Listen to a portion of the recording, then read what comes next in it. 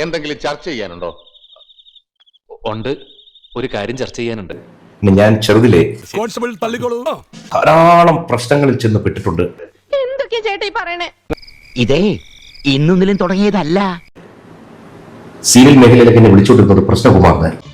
ഒടുവിൽ കുറ്റസമ്മതം നടത്തി അല്ലേ? അത് നമുക്കെല്ലാം അറിയൂ.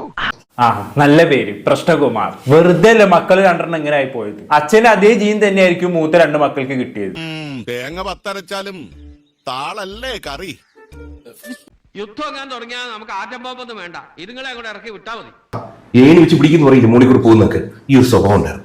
ആകാശത്തേക്കോടെ പണ റോക്കറ്റ് തോട്ടിട്ട് പിടിച്ച് ആസനത്തിൽ വെച്ച് പൊട്ടിക്കാന്ന് കേട്ടണ്ട. ഇതാണ് ഐറ്റം.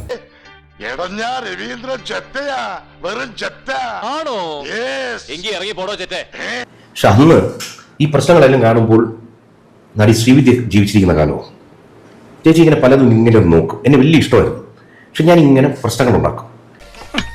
ഞാനൊരു വലിയ സംഭവം അല്ലേ?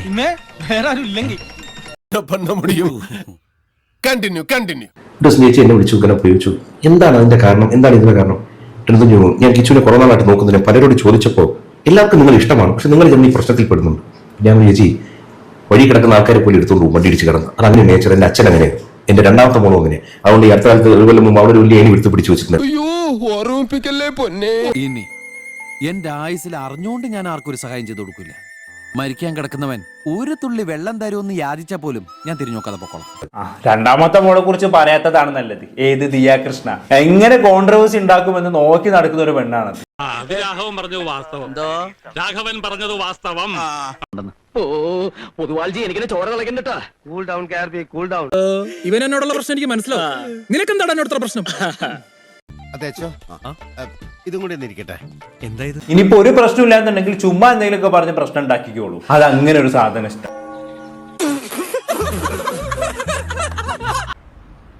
നിർത്തി അങ്ങ് അവമാനിക്കുവാണെന്ന്.